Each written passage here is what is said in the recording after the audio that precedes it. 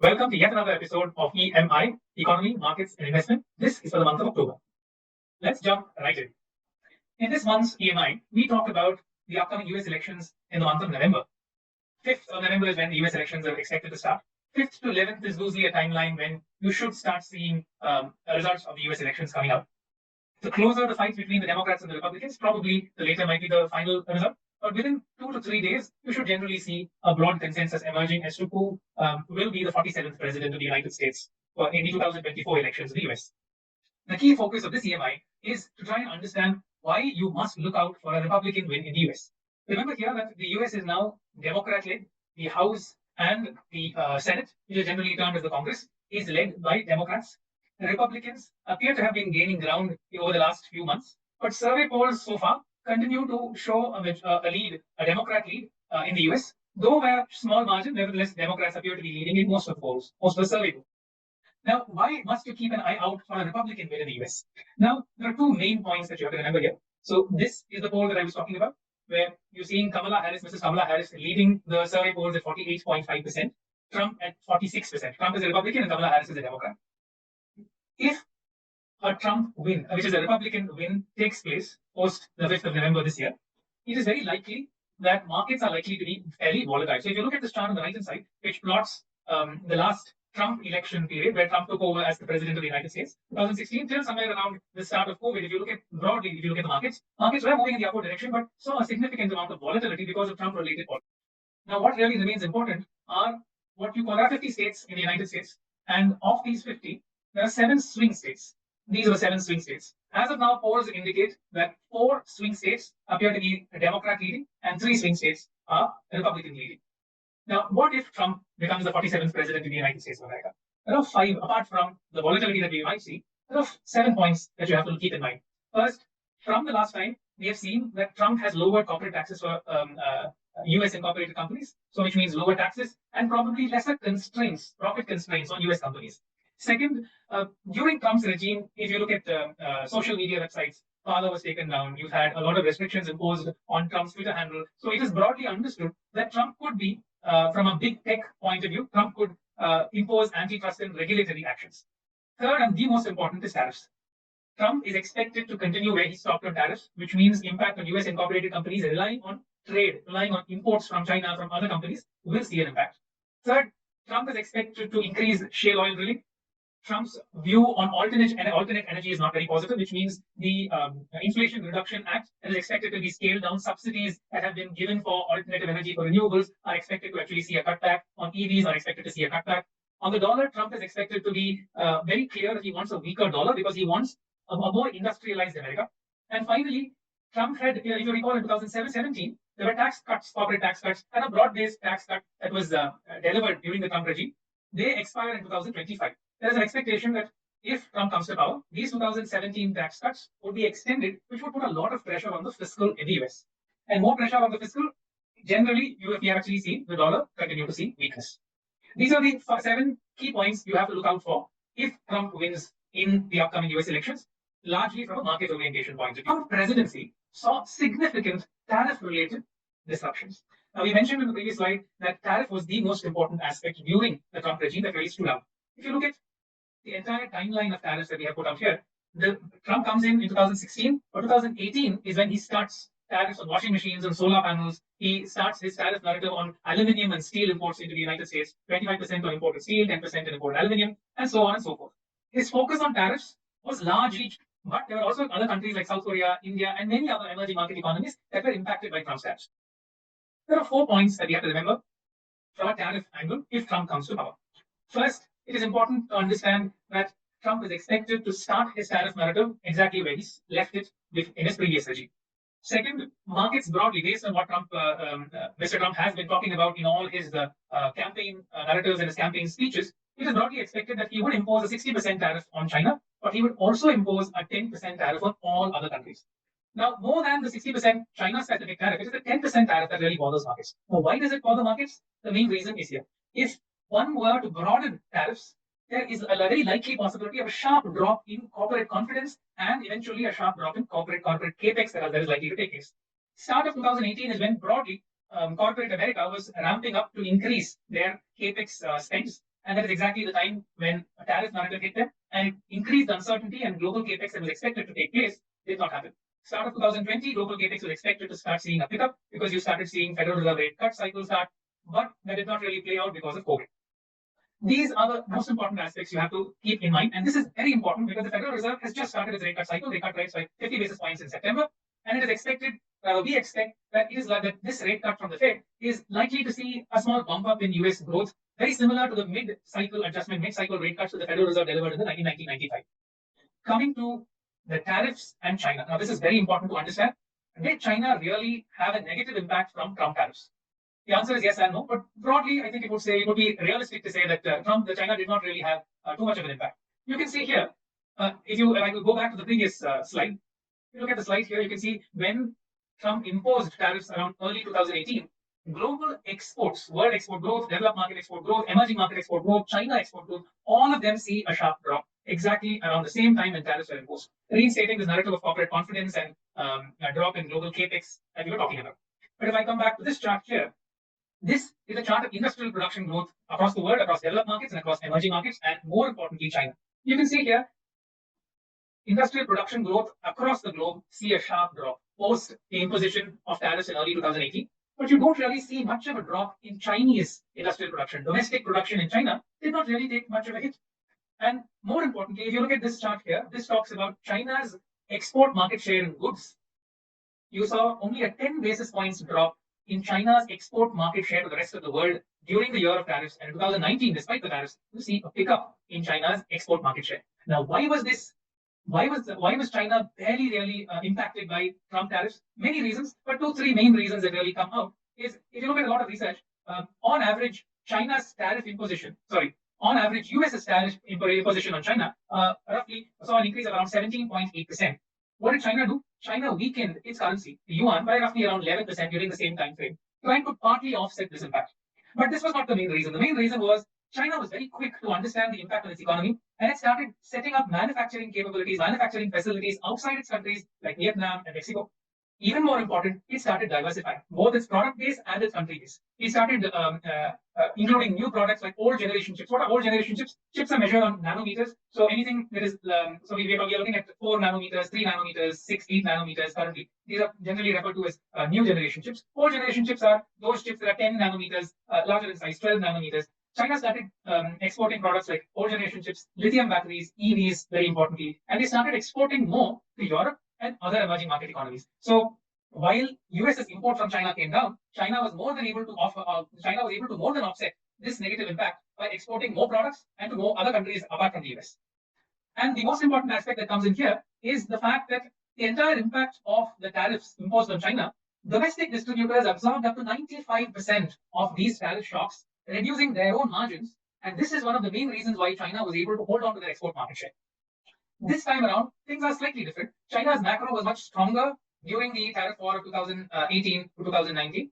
But this time around, China's macro is a little weaker, especially on the property front. If you remember, 2019 is when China started self-correcting its property, and then COVID hit and it took a very different negative turn.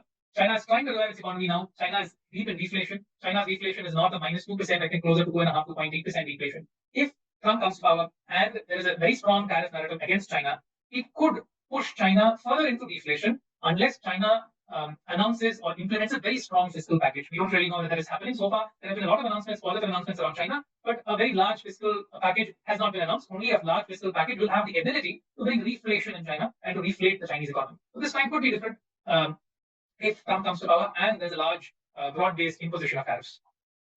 Now we come to this important slide, which tries to measure how US import shares have changed since this trade war. All of the countries here, onto the left here of this chart, you can see all these countries have seen a drop in shares. US has been importing lesser and lesser from China, lesser and lesser from Canada, lesser and lesser from Japan, almost fairly the same from Germany. But if you look at Europe, especially post 2015 to 2018, you have seen an increase. US has been increasingly importing more from Eurozone, increasingly importing more from emerging and developed economies, EVEs, since 2015, especially mostly from 2018. And if you break down the EVEs, it is largely Mexico, Vietnam, India, and a bit of Thailand. This chart on the left is broken down and presented here on the right in just the delta. So this is the delta share that the US has brought down its imports by from China. So US has reduced its China imports by so much, roughly around just less than 10%. But you can see all of this drop in export market share, you can see that being picked up here. Now, if you look at how US will look at countries, or rather how a Trump regime will look at countries if he is elected to power, the focus chart that you will need to look at is the one here. We list out all those countries that have a trade surplus with the US. So put it the other way around, all the countries where US has a trade deficit with. First country is China, which is why markets expect China to be the most hit if tariff narratives come back and if Trump comes back to power. Followed by Mexico. And if you look at the emerging market back here, after Mexico, it is Vietnam and India that are the two emerging market economies in this list here. If you look at India data, during the 2018-2019 period, India's trade surplus with the US stood at roughly around $20 billion. It is in 2023, it has crossed quite significantly, it is around $40 billion now. Now, having said all of this, if Trump comes to power, if the tariff narrative is reinstated, there will be a lot of focus on China. There will also be a lot of focus on all other countries, but the focus on China is likely to increase this momentum of de-risking away from China. So this China plus one narrative that we have actually seen post-COVID and post-2018 will probably pick up slightly more momentum, and it has the ability to offset any tariff negatives that India could face under a Trump regime. Now we come to 4 key charts for this month on India. We touched upon rupee in our last E.M.I presentation. Here, you can see here in this chart that for nearly 2 years, the currency has been in a very, very tight range, which puts the currency also more in the forefront. We need to very closely track FDI data, FIIOs, to get a sense as to when the currency or if the currency would see an inflection at this point in time. The second chart is food inflation. We've been seeing an appreciable pickup in food inflation. The September inflation numbers saw a sharp pickup largely on the back of vegetable prices. E-way bill activity, a 3-month moving average of E-way bill activity, still continues to hold up fairly well. But if you look at railway earnings, you've seen a sharp drop in railway earnings into the month of July and August. This appears to be largely due to monsoon. Now, how is it linked with monsoon? All those coal-producing regions have been hit where rains have been in excess. So transportation has been a problem. So coal production has been impacted. So this is likely to see some normalization in the months ahead. We now come to markets in the month of September. The most important chart for the month of September has been China, where you saw a 28% surge in the Chinese equity markets after an explicit announcement by the People's Bank of China about how they are looking to support the equity market. We wrote extensively about this, and we carried this chart in our market insights that we release every month around the 2nd to the 3rd. So we're not delving much into this. We've seen a fair bit of a correction from here to somewhere closer to these levels, largely on the back of the fact that the markets have been disappointed by the additional announcements that China has been making since the first announcement. Markets expect a 2 to 3 trillion yuan of stimulus, which is roughly in the range of 250 to 400 billion dollars or so. Markets have been expecting that. The only additional strong commitment that we have heard from China is that China is willing to do a debt swap with all the local governments and to try and bring them out of this property mess. It is very important to notice here that local governments, a very large chunk of funding for local governments come from land sales. And if property is going through a tough time, land sales also then gets impacted. In context, we have to understand that from its 2021 peak, now this is probably change is not 31. After the correction, it's somewhere close to around a 34%. The correction that we've seen in the first by mid-October, it's currently somewhere close to a 34% lower than its 2021 peak. Structurally, we have to see reflation in China. If you look at the chart on the right, the Chinese equity markets and China deflation directionally have been moving in the same way, hand in hand. If you see a turnaround in China deflation turns into inflation, that's a clear indication that the equity markets in China, the pickup that you have seen, could be more sustained. If the underlying inflation does not turn around, it will question the sustainability of the Chinese equity rally. China will have to keep making announcements, or China will have to make a very strong fiscal announcement that will give strong confidence to the markets that this will lead to a consumer-related reflation in the economy. We then follow it up with a set of charts. This chart talks about how the September quarter returns across developed economies and Asian economies are fairly consistent. This chart talks about the pickup in FII equity money for the month of September and a continued positivity around FII debt flows. The FII selling and FII buying for the month ending August is the chart on your left, and the chart on the right, the table on the right here, talks about the FII share across segments. So you can see here is despite the selling of FIIs in the financial services segment, FIIs still hold 27.8% of their asset holding in the financial services sector. We now come to this chart that is very important, and this chart gives you a sense of market cap to GDP and 5-year returns, forward returns of the markets. Now, how do you read this chart? So on the x-axis of this chart is market cap to GDP, and on the y-axis is your 5-year CAGR. What will your 5 years CAGR from today? If I invest in the markets today, 5 years hence, what has been my 5-year CAGR? That is what this chart tells you. Now, how do you read this? In March 2003, market cap to GDP was 22%, and your 5-year CAGR from then on was north of 40%. So if you had invested in the equity market, if you had invested a lump sum in the equity market in March of 2003 in the BSE 500, when the market cap to GDP was 22%, your 5-year CAGR would have been 40% plus. But if you had invested in the market when your market cap to GDP was much higher, in December 2007, your market cap to GDP was around 141%. If you had invested on December 2007 at 141% market cap to GDP, your 5-year forward returns appear to be negative. So what does this chart tell you in simple terms? If in this market, if you want to make 100% equity investment, your investment time horizon must not be 5 years, must be much longer than 5 years, given how historical data has been plotted in this chart. This we talk about how your mid-cap, Nifty and small-cap valuations have been moving higher, and mid-cap valuations continue to remain fairly elevated. And like we keep talking about, it is very important when you look at valuations to look at price movement in context with earnings growth. So as long as you continue to see strong earnings growth, the price movement can be justified. Now we come to the last segment of the E.M.I. What must you know before investing? In this month's E.M.I, we talk about SIP as a concept. We keep talking about the magic of SIP. Now, what is this magic of SIP? Where is this magic of SIP coming from? Is there really a magic of SIP?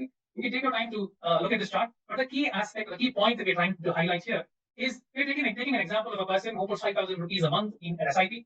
Let's say he does this SIP for nearly around 34 years. In the first year, at the end of the first year, after he has done his installment, 12 installments of 5,000 rupees every month, if you break up his portfolio and see how much of market gain there has been. So we're taking, for this example here, we're just assuming that 12% CAGR, which is your long-term CAGR for the large cap, it's slightly larger, higher than 12%, but for simplicity's sake, we are taking it for that 12%. If markets compound grow every year at 12% CAGR on a 34-year basis, in the first year, at the end of the first year, 5% of your portfolio would be your gain. 95% of your portfolio would just be cost. But when you touch the end of the 5th year, this cost as a percentage of your portfolio drops by 20% to 75, and profit gain as a percentage of your portfolio is 25. So 25% of your portfolio is now pure profit. By the 12th year, more than 50% of your portfolio is pure profit. By the 21st year, 75% of your portfolio is pure profit, and so on and so forth. And when you reach the 34th year, nearly 92% of your portfolio is just gain, and only 8% of your portfolio is your cost. This is the magic of SIP, and this magic of SIP comes in when you are reducing your cost as a percentage of your portfolio to very, very low levels because you are invested in the market. So like we keep saying, it is time in the market that is important, not timing the market. And finally, this chart here that talks about how if I take this 25 years of lump sum investing returns and if I take 25 years of SIP returns always trump, rather SIP returns are always higher than lump sum CAGRs. Now, when you look at lump sum returns and SIP returns, for lump sums, you use CAGR because you have a certainty of your investment. But if you look at SIPs, because the cash flows are over a period of time, the metric that you have to use is XIRR, extended internal rate of return. That is how you have to calculate that. So let's give a simple example here. Let's say you started your SIP in June of 2020. I've written that over here. You started your SIP in June of 2020 at 5,000 rupees a month. 1 year later, your portfolio would have grown by 19%. But your markets would have grown by 42%. So you'll be looking at your portfolio and say, hey, the markets have gone 42%. My portfolio is underperforming. It has only grown by 19%. Maybe it is because I have done an SIP that my portfolio is underperforming the markets. But the mistake that you're making here is you are looking at absolute returns. When you want to make a comparison, you will have to look at what your XIRR is. Because when you make a lump sum investment and an SIP investment, when you compare them, the CAGR must be compared to the immediate, almost same equivalent, which is the XIRR. And your XIRR for the same period would be a 66%. So I'll stop here talking about how SIP is always a better alternative for a long-term investor because you do get the cost averaging, time corrections and price corrections. SIPs can very well make use of time corrections and price corrections in the market, but lump sums will be unable to make use of these time and price corrections in the market.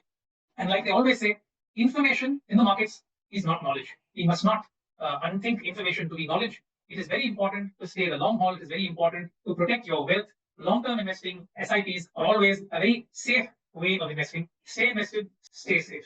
Mutual fund investments are subject to market risks. Read all scheme-related documents carefully.